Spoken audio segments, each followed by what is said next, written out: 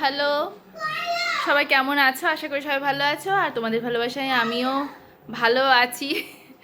মানে প্রচণ্ড ক্লান্ত, টায়ার্ড খুবই। আবার কুশমন্ডিতে এসছি। ও হ্যাঁ, আরও একটা কথা, আর একটা তো বলতেই ভুলে গেলাম। জয়ানীলা চ্যানেলে তোমাদের সকলকে অনেক অনেক স্বাগত। তো হ্যাঁ, আমি এখন আমার ব্লগটা শুরু করছি। কটার দিকে, এই 2:30টার দিকে উঠেছিলাম বাসে, মানে বাস ছেড়েছিল 2:30টায়।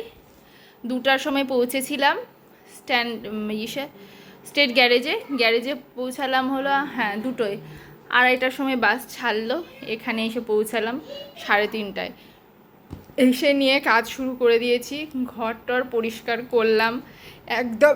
মানে কি একদম ধুলোতে ভর্তি, 15 দিন তো মাত্র গিয়ে থাকলাম, ধুলোতে ভর্তি সব ঘর, একদম মানে নোংরা নোংরা হয়েছিল, বিছানা টিছানা সব ধুলো।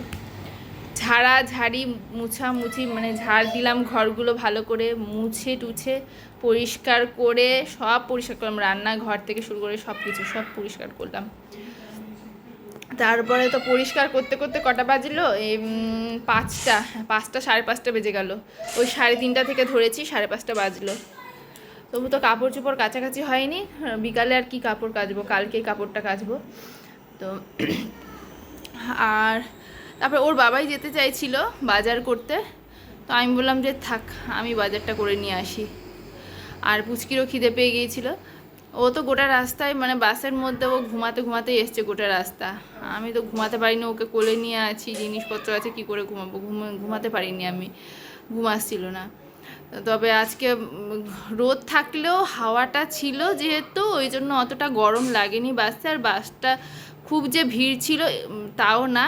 অন্যান্য দিন, মানে এতদিন যে আমি রায়গঞ্জ থেকে কুশমন্ডিতে এসছি, প্রতিদিন প্রচণ্ড ভিড়, যতবার এসছি প্রচণ্ড ভিড় বাসে। শুধু আজকে এতদিনে 2 বছরের মধ্যে আজকে ধরো দেখলাম যে বাসটা ফাঁকা, মানে আসার সময় ফাঁকা পেলাম, নাহলে যাওয়ার সময় তো পাই, মাঝে মাঝেই পাই। যাওয়ার সময় মানে এখান থেকে যখন যাই রায়গঞ্জে, তখন ফাঁকাই থাকে, ফাঁকা ফাঁকাই এখন যাই। কিন্তু আসার সময় আজকেই পেলাম বাসটা ফাঁকা। তো ভালোভাবেই এসেছি, আসতে কোনো অসুবিধা হয়নি বলেই এত কাজ করতে পারলাম। তারপরে তো বাজার চলে গেছিলাম, আর বাজার থেকে সবজি সব যা যা কেনার সব আনলাম। দাঁড়াও দেখাচ্ছি আমি তোমাদেরকে। এখনই বাজার করে আসলাম। বাজার করে এসে নিয়ে কি হয়েছে, বাজার করে এসে নিয়ে তো পুচকে তো খিদে পেয়েছিল, মিষ্টি টিষ্টিও নিয়ে এসেছি। ওর বাবাকে মিষ্টি দিলাম, ওকে খাওয়ালাম মিষ্টি, আমিও খেলাম। চোখ মুখের আমার কি অবস্থা হয়েছে দেখো, মানে প্রচণ্ড ক্লান্ত হয়ে গেছি। আর খাওয়া দাওয়া, মিষ্টি টিষ্টি খাওয়া হলো। আর পুচকি এখন শুরু করেছে আমার সঙ্গে লুকোচুরি খেলবে। আমি ওর সঙ্গে আর খেলতে পারছি না, 3-4বার লুকালাম, ও খুঁজলো, ও লুকালো, আমি খুঁজলাম। আর এখন পুরো জেদ ধরে বসে আছে, ওর সঙ্গে খেলতে হবে। আর ওর বাবাকে বলছি, ওর বাবা খেলবে না। কি করব আমি এখন? এখন মনে হয় থামলো, ওর বাবা হয়তো বুঝালো, বুঝে টুঝে এখন থামলো। ওরও একা একা ভালো লাগে না, ওখানে থাকলে তো দাদু ঠাম্মির সঙ্গে থাকে, কখনো দিদির সঙ্গে থাকে, তো আমাকে এত ইয়ে করে না, মানে আমার কাছেও আসে, সবার সঙ্গেই থাকে, ওই জন্য অত বিরক্ত করে না। আর এখানে তো মানে একা একাই সব করতে হচ্ছে, আর ওই আমাকে ধরছে একদম। আমি পুরো টায়ার্ড হয়ে যাচ্ছি, ভাল লাগছে না একদম। এখন আবার রান্না করতে হবে, রাতের রান্না, জল আনা হয়নি, জল আনতে হবে, রান্নার জল এনে রান্না করতে হবে। প্রচণ্ড টায়ার্ড হয়ে গেছি। দেখি কি রান্না করি, সবজি টবজি তো আনলাম। ও দাঁড়াও, সবজিগুলো দেখাতে চাইছিলাম তোমাদেরকে, তো দেখাচ্ছি দাঁড়াও। এই যে এনে নিয়ে এগুলো সব মেঝেতে রেখেছি, মেঝে পরিষ্কার আছে, মোছামুছি করা হয়েছে ভালো করে।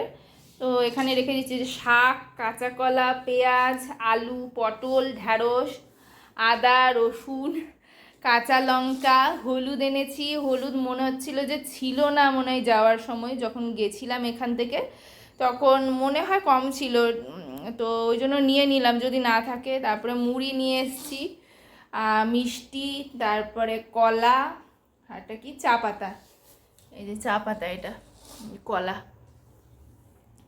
তো এগুলোই বাজার করে আনলাম। আর এখন আজকে তো নিরামিষ, আজকে শনিবার, নিরামিষ রান্না হবে। ডিমও নিয়ে এসছি, ডিমের দাম এখানে অনেক কম। হাঁসের ডিম নিয়ে আসলাম, হাঁসের ডিম 4টার দাম 30 টাকা। তো হাঁসের ডিম নিয়ে চলে এসেছি। দুধটাও কিনতে, দুধটা যেহেতু এখানেই পেয়ে গেলাম বাড়ির কাছে, ওই জন্য এখানেই নিয়ে নিলাম, দুধটা আর কিনতে হলো না। তো সব বাজার করে নিয়ে এসেছি, বেশি কিছু বাজার করিনি কারণ আবার কদিন পরেই আবার যেতে হবে। তো ওই জন্য অল্প অল্প করেছি, আবার লাগলে নিয়ে আসা যাবে, কিন্তু আগে থেকে এনে রাখবো, তখন নষ্ট হবে সবজি, ওগুলো ভালো লাগে না। তো এখন দেখি কি রান্না করব, কী যে করবো। অত আমি আর পারবো না আজকে এত বেশি রান্না করতে। ভাত করব শুধু, চা করে দিতে হবে আগে মনে হয়। চা আগে করতে হবে। ওর ভালোই লাগে না বারবার করে আমাকে, বারবার করে না, একবারও করিনি, তাও আমার ইচ্ছা করছে না, কিন্তু কি করবো, করতেই হবে। ভাত করবো আর কি করবো গো, কি রান্না করবো? ডাল, মা গো কিছু করতে ইচ্ছা, আমার খালি মনে হচ্ছে আলু সিদ্ধ ভাত করি, আমার তাও করতে হবে। পুচকির জন্য তো আবার কাঁচা কলা করতে হবে, ভাল লাগে না আমার।